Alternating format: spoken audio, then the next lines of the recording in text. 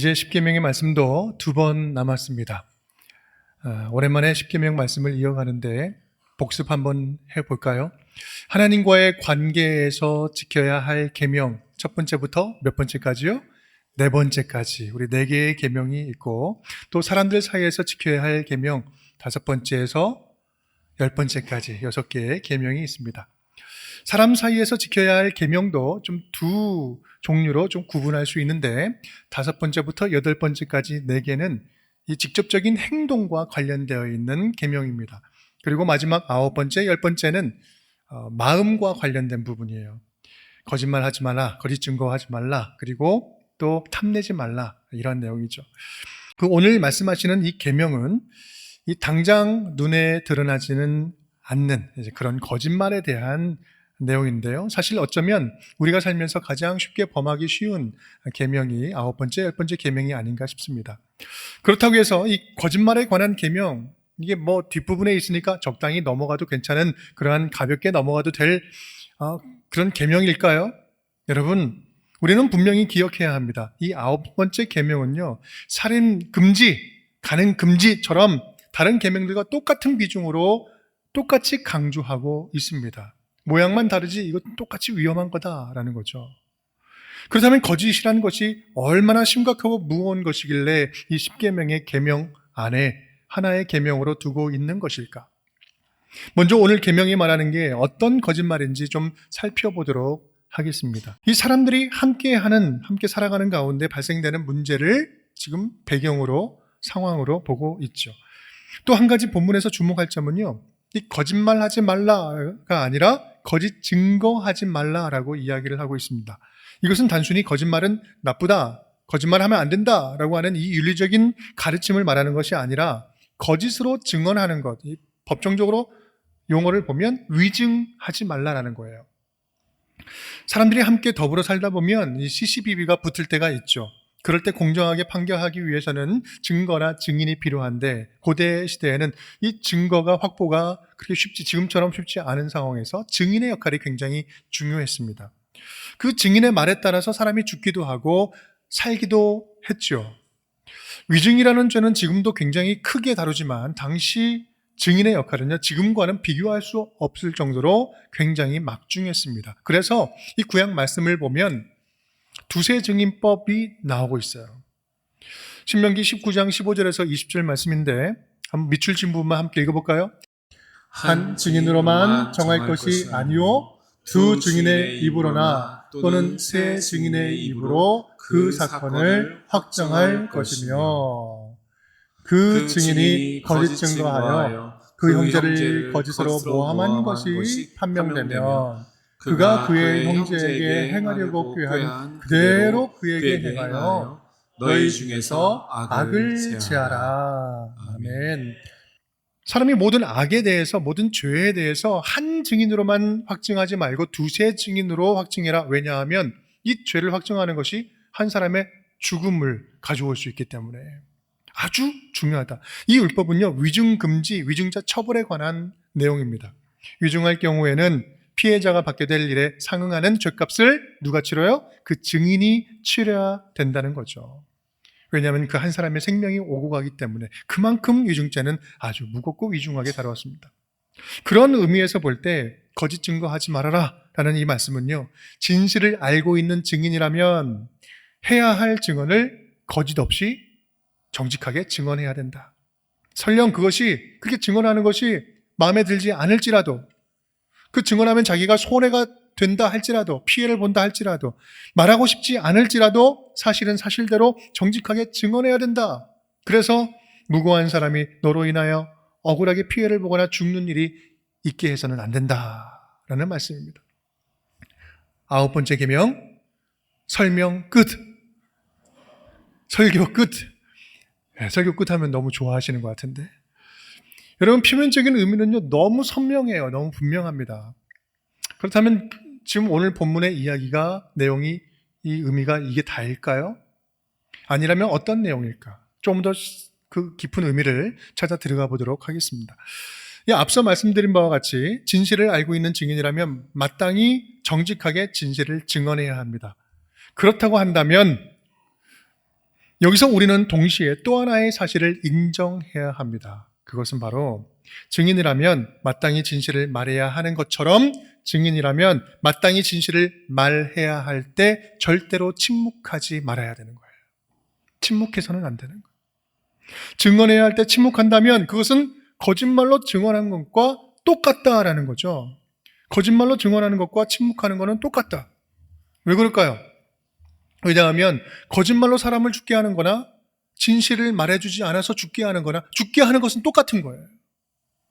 여러분 그렇습니다. 9번째 십계명 말씀은요, 단지 위증하면 안 된다라는 정도의 말이 아니라 진실을 알고 있는 증인이라면 마땅히 정직하게 말해야 하고 증언해야 할 때 절대로 회피하거나 침묵해서는 안 된다라는 말씀을 하고 계시는 겁니다. 그런 면에서 이 거짓말이 가지고 있는 이 파장과 이 영향력은 정말 가벼운 게 아니에요. 사람을 죽일 수도 있기 때문에 그렇습니다. 그도 그럴 것이 지금 거짓의 출처, 이 거짓의 출처가 어디에 있다고 성경은 이야기하고 있습니까? 요한복음 8장 44절 말씀입니다. 너희는 너희 아비 마귀에게서 났으니 너희 아비의 욕심대로 너희도 행하고자 하느니라. 그는 처음부터 살인한 자여 다 함께 진리가 그 속에 없으므로 진리에 서지 못하고 거짓을 말할 때마다 제 것으로 말하나니 이는 그가 거짓말장이요 거짓의 아비가 되었음이라. 아멘. 거짓말장이 거짓의 아비가 되었다. 누가요? 사단 마귀가요. 이 모든 거짓의 근원이 사단이라는 거죠. 근본적인 속성은 처음부터 죽이는 자고 거짓의 아비다. 거짓은 처음에는 은밀하고 달콤하게 시작되지만 점점 커지면서 결국 사람과의 관계를 파괴시키고 분열시키고 분노하게 하고 증오하게 하고 결국 어떻게 됩니까? 사람을 죽이기까지 하죠. 왜냐하면 그 거짓의 근원이 누구예요? 사단 마귀이기 때문에 그렇습니다. 거짓으로 갈라치게 하는 거예요.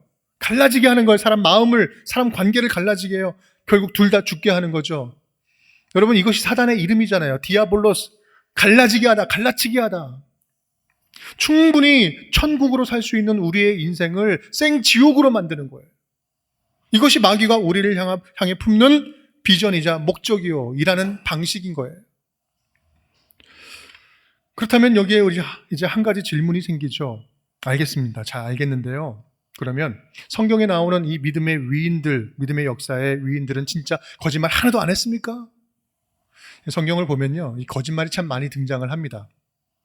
한 대표적인 예를 한번 들어보면요, 출애굽기 당시에 모세가 태어날 때 히브리 산파들이 거짓말을 하죠. 바로에게 거짓말을 합니다. 바로가 히브리 산파들에게 가서 아들을 낳으면 죽여라라고 이야기하는데 뭐라고 이야기합니까? 히브리 여인들은 너무나 건강해가지고 우리가 가기 전에 순풍 아들을 다 낳아버립니다. 우리가 어쩔 수 없습니다. 그렇게 해서 아들들을 살리죠. 히브리서 11장에서는요, 이 여인들의 행동을 믿음의 위대한 행동이라고 칭찬하고 기록하고 있습니다.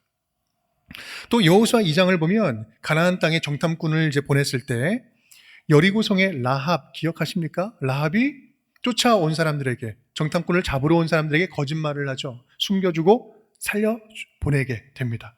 이것도 거짓말이었죠. 위대한 인물이었던 다윗도 거짓 행동을 했습니다. 사무엘상 21장 말씀을 보면 가드왕 아기스에게 피신해 갔다가 거기서 또 죽을 위기에 처하게 됩니다. 어떻게 합니까? 미친 채 하죠. 침을 질질 막 흘리면서 헛소리하면서 그것을 이제 모면해서 살아나게 돼요. 여러분 이것들은 다 명백한 거짓말들이죠. 거짓 행동입니다. 우리는 이러한 거짓말, 그렇다면 이 거짓말을 어떻게 봐야 될까? 뭐가 까만 거짓말이고 뭐가 하얀 거짓말일까? 이 성경적으로 거짓말의 기준은 뭐란 말인가? 사실인지 아닌지 물론 중요하죠. 하지만 성경은요, 사실 여부보다 더 중요하게 여기는 기준이 있습니다. 조금 전에 앞에 말씀드린 이 앞의 이야기들의 거짓말의 공통점이 뭔지 아세요? 모두가 다 살리는 거짓말이었어요. 부당하게 죽을 위기에 있던 사람을 살리는 말이었어요.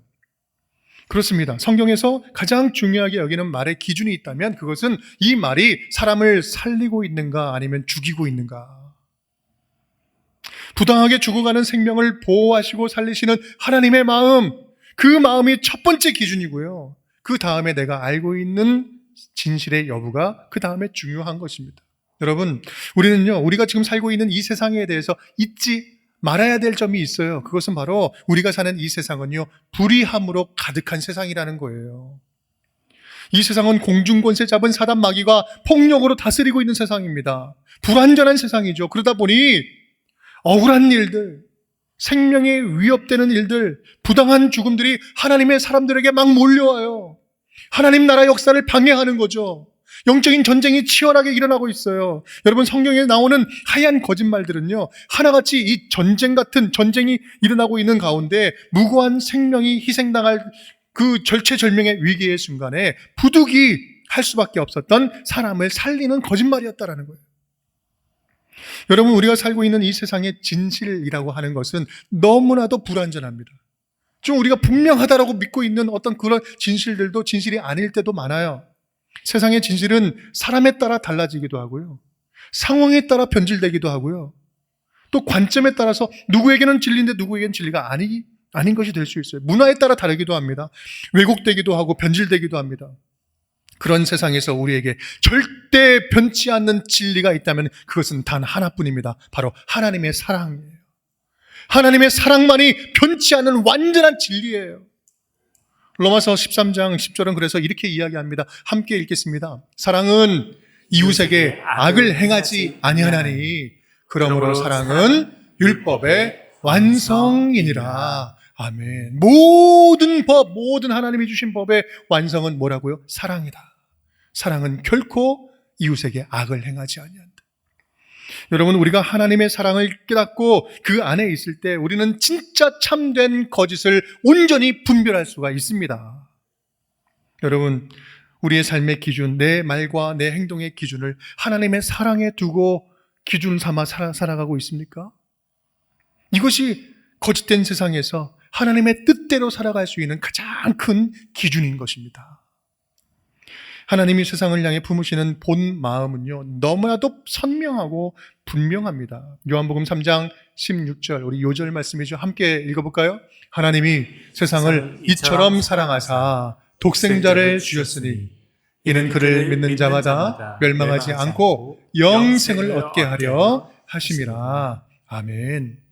하나님께서는 이 세상을 너무나 사랑하셔서 이 세상의 모든 생명들로 하여금 하나님의 창조 목적대로 다시 살게 하고자 하신다는 말씀이에요. 그래서 이 9번째 계명에 궁극적으로 말씀하고자 하는 것은 사람을 죽이는 말을 하지 말고 살리는 말을 하며 살자. 그것이 우리의 말과 혀의 기준이 되어야 된다라는 말씀입니다. 여러분, 저와 여러분의 말을 통해서 누구의 삶이 다시 생기 있게 살아나는 일들이 가득 넘칠 수 있기를 간절히 축복합니다. 그러한 관점으로 지금 우리가 살아가는 이 세상을 보면 안타까운 일들이 참 많이 있습니다. 자기 살겠다고 너무나 쉽게 거짓말을 하면서 다른 사람들을 공경에 빠뜨리고 죽이기도 해요. 언제부턴지 법을 제일 잘 안다고 하는 분들이 오히려 그 법 기술을 화려하게 이용해서 대놓고 불법을 저지릅니다. 뻔뻔하게 죄를 저지르는 경우들이 너무 많아요. 뉴스를 보다 보면 대놓고 위중하는 모습을 우리는 쉽게 볼 수 있습니다. 이것을 속담으로 이야기하면 손바닥으로 하늘을 가린다라고 이야기하죠. 손바닥으로 마치 자기 눈만 가리고 다 모르는 것처럼 생각하지만 다른 사람 다 알고 있어요. 뻔뻔한 거죠. 그런 뻔한 거짓말을 하면서도 당당해요. 그렇게 사람을 속이는 거예요. 저렇게 뻔뻔하게 얘기할 정도면 진짜가 아닌가 보다라고 속아 넘어가는 거죠. 요즘 뉴스를 보면 위중에 살아있는 샘플들을 우리는 어렵지 않게 발견할 수 있습니다. 너무나도 분명한 범죄를 저지르고도 대놓고 거짓말을 하면서 시간을 벌어요. 그러다가 수사를 해서 하나씩 드러나게 되면 드러나는 만큼만 인정해요. 그러면서 최대한 자기의 형량을 줄이죠. 이건 하늘 무서운 줄 모르는 태도 아닙니까? 여기서 문제는 뭐예요?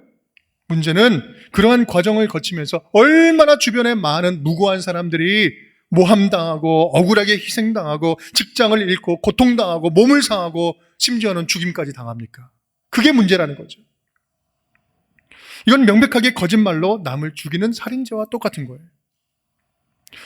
또한 거짓말 가운데 지나친 과장도 그냥 넘어갈 수 없는 심각한 거짓말입니다. 사실을 왜곡하면서 강조하는 것, 이게 과장이죠. 과장을 왜 할까? 우리가 살아가면서 과장하지 말라 막 하는데 과장을 왜 할까요? 내가 강조하는 것을 관철시키기 위해서 사실을 생략하거나 왜곡하거나 변질시키거나 본질을, 그래서 본뜻을 막 흐리게 하는 거죠. 해야 할 말은 안 하고 안 해도 될 말을 하면서 제대로 알아들어야 할 그 판단과 그 뜻을 제대로 하지 못하게 하는 거예요. 이것이 과장 아닙니까? 이게 과장이라는 거짓말이에요. 이 성경의 대표적인 예가 있다면 선악과 이야기가 있죠. 뱀이 하와에게 물어봅니다. 하나님이 동산 나무에 있는 모든 열매를 먹지 말라고 했느냐? 여러분 맞아요? 하나님 그렇게 얘기하겠습니까? 하나님이 뭐라고 했어요? 여호와 하나님이 그 사람에게 명하여 이르되 동산 나무, 독장 각종 나무의 열매는 내가 임의로 먹되 다 먹어도 괜찮아. 마음대로 먹어도 돼. 선악을 알게 하는 나무의 열매는 먹지 마라. 내가 먹는 날에는 반드시 죽으리라 하시니라. 이렇게 말씀하셨어요. 모든 건 마음껏 먹어도 좋다. 다만 선악을 알게 하는 나무만 먹지 마. 사실 엄밀히 말하면요, 이 선악과는 기분 나쁘게 들으니까 자꾸 금지 명령처럼 들리는데, 여러분 금지 명령이 아니라 허용 명령이었어요. 하나님과의 관계 유지를 위한 선악과 외에는 하나님 안에서 모든 것이 다 허용됐다. 다 먹어도 된다. 얼마나 감사한 은혜로운 말씀입니까? 그런데 사단은요, 교묘하게 과장해서 물어봐요. 모든 실과를 먹지 말라고 했느냐? 이 모든이 달라는 거야. 모든이 다른 위치에 있는 거잖아요. 하와는 그 덫에 꼴까닥 하고 넘어가요. 3절 4절 말씀. 동산 중앙에 있는 나무의 열매는 하나님의 말씀에 너희는 먹지도 말고 만지지도 말라. 너희가 죽을까 하노라. 여러분 맞습니까? 뭔가 비슷해요. 근데 완전히 다른 내용이에요. 뱀이 여자에게 이르되 너희가 결코 죽지 아니하리라. 여러분 잘 보세요. 비슷한데 완전히 다른 이야기입니다. 이것을 뭐라고 하냐면 사이비라고 하는 거예요. 비슷하지만 아닌 거예요. 사이비. 하와가 헷갈릴 때 사단은 그 틈을 이용해서 그 순간을 놓치지 않고 말합니다. 결코 죽지 아니하리라. 여러분 보세요. 반드시 죽으리라는 하나님의 말씀을 완전하게 거짓으로 바꿔버려요.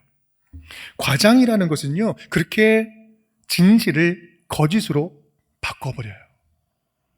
그래서 마태복음 5장 37절은 이렇게 말씀하고 있죠. 함께 읽어볼까요? 오직 너희 말은 옳다 아니라 하라. 이에서 지나는 것은 악으로부터 나느니라. 옳은 것은 옳은 거고 아닌 것은 아니에요. 여러분, 우리가 은근히 내 뜻을 관철하기 위해서 과장하는 그런 말의 습관은 여러분 우리 버려야 됩니다. 또한 가장 위험한 거짓말이 있어요. 그것은 앞서 좀 말씀을 드렸는데 그것은 바로 침묵이라는 거짓말이에요. 삼일교회 송태근 목사님은요, 이 부분을 설명을 하면서 이러한 표현을 하셨어요. 침묵이 가장 적극적인 거짓말이다. 침묵이 가장 적극적인 거짓말이 될 수 있다. 우리의 침묵 때문에 누군가가 무고하게 희생된다면 그것은 아주 악한 거짓이요, 그것으로 인해서 사람의 생명을 잃었다면 그것은 바로 살인죄예요. 살인방조죄입니다. 내가 증언해야 할 때 증언하지 않아서 누군가 위험에 빠진다면 하나님은 모든 생명의 책임을 비겁하게 침묵한 자에게 돌리실 것입니다. 여러분 그렇습니다. 증인은요, 그 자체로 굉장히 무거운 책임 있는 자리입니다. 바로 이것이 오늘 9번째 계명이 우리에게 주시는 강력한 메시지입니다. 여러분, 저와 여러분 우리 모두는요 증인입니다. 우리는 증인이에요. 누구의 증인이에요? 살아계신 하나님의 아들 예수 그리스도의 증인 아닙니까? 예수 그리스도를 통해서 주시는 영원한 생명의 복음을 맡은 증인들 아니에요? 우리가 길과 진리와 생명이 되시는 예수 그리스도를 인격적으로 만나서 하나님의 자녀가 되었다면 지금 앞서 이제 말씀드리는 이 말씀을 우리는 분명한 진리로 받들지 않습니까? 사도행전 1장 8절 말씀 우리 함께 읽겠습니다. 오직 성령이 너희에게 임하시면 너희가 권능을 받고 예루살렘과 온 유대와 사마리아와 땅끝까지 이르러 내 증인이 되리라. 여러분, 우리는 예수 그리스도를 통한 구원의 진리를 받았습니다. 우리는 믿음으로 말미암아 구원의 진리를 듣고 진리를 만났어요. 그 진리가 우리를 살렸고 우리는 다시 태어났어요. 자유롭게 했어요. 우리는 십자가에서 죽으시고 부활하신 예수 그리스도의 그 부활의 능력, 구원의 은혜를 힘입어서 다시 태어난 하나님의 자녀들 아닙니까? 그런 우리를 예수님은요, 나의 증인이라고 이야기하고 계시는 거예요. 너희는 내 증인이다. 누가복음 24장 이렇게 말씀하십니다. 또 이르시되, 다 함께 읽겠습니다. 또 이르시되 이같이 그리스도가 고난을 받고 제3일에 죽은 자 가운데서 살아날 것과 또 그의 이름으로 죄사함을 받게 하는 회개가 예루살렘에서 시작하여 모든 족속에게 전파될 것이 기록되었으니 너희는 이 모든 일의 증인이라. 뭐라고요? 너희는 모든 이 일의 증인이다. 사랑하는 여러분, 우리는요 예수 그리스도 안에 있는 부활의 생명의 복음의 증인들입니다. 아멘. 아멘. 예수로 다시 태어난 우리가 예수님을 증거하지 않는다면 누가 예수를 증거하겠습니까? 마땅히 우리가 예수를 드러내야 될 때 드러내지 않고 전해야 될 때 전하지 않는다면 진리를 모르고 죽어가는 그 사람들에게 침묵으로 거짓 증거하는 거 아니겠습니까? 여러분, 이거 9번째 계명을 정확하게 어기고 있는 거 아니겠습니까? 여러분, 오늘 말씀은요 단순히 위증하지 마라, 위증하면 안 된다, 이 정도 말씀을 주시는 거 아니에요. 적극적으로 사람을 살리는 말을 하자, 이 정도에서 멈출 말씀도 아니에요. 예수 그리스도 안에서 참된 구원의 기쁨을 누리고 있는 하나님의 자녀가 되었는가? 그렇다면 힘을 다하여 예수 그리스도 안에 있는 진리를 증거하면서 살아가자. 예수 그리스도 안에 있는 복음을 증언하면서 살아가자. 사랑하는 여러분, 우리 하나님은요 저와 여러분이 적어도 이 믿음에 관해서는 정직하기를 원하십니다. 좀 더 정확하게 말하자면 우리의 태도가, 믿음을 가진 우리의 태도가 조금 더 하나님의 자녀답기를 원하시는 거예요.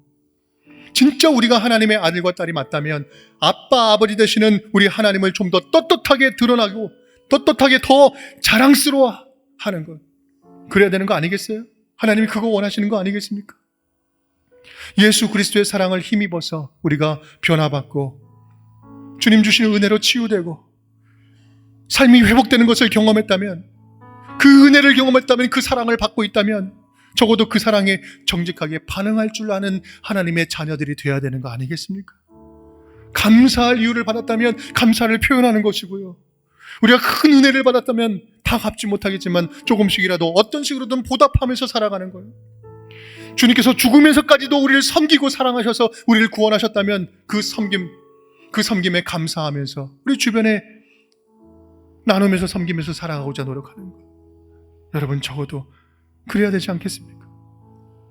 적어도 우리가 받은 만큼, 우리가 아는 만큼, 우리가 느낀 만큼만이라도 우리가 만난 예수님을 증거해야 되지 않겠습니까? 여러분, 증인은요 자기가 알고 경험하고 느낀 만큼만 전해도 충분합니다. 증인이라는 것은요 내가 지금까지 경험하고 느끼고 사랑하고 분명하게 확실하게 믿음으로 고백하는 그것, 더도 말고 덜도 말고 그것만 증거해도 충분하다라는 말씀이에요. 오늘 우리 모두 다시 한번 우리 마음으로 다짐하고 결단했으면 좋겠어요. 저 함께 따라해 볼까요? 나는 복음의 증인입니다. 나는 복음의 증인입니다. 나는 복음의 증인입니다. 나는 복음의 증인입니다. 부활의 주님 예수님을 증거하면서 살겠습니다. 부활의 주님 예수님을 증거하면서 살겠습니다. 여러분, 저와 여러분의 오늘 이 결단이 하나님을 기쁘시게 하는 아름다운 향기로운 순종으로 이어지게 될 줄 믿습니다. 그렇게 운정의 모든 가족들이 삶의 현장 속에서, 살아가는 모든 현장 속에서 정직한 예수 그리스도의 증인으로 다 살아갈 수 있기를 주님의 이름으로 축복합니다.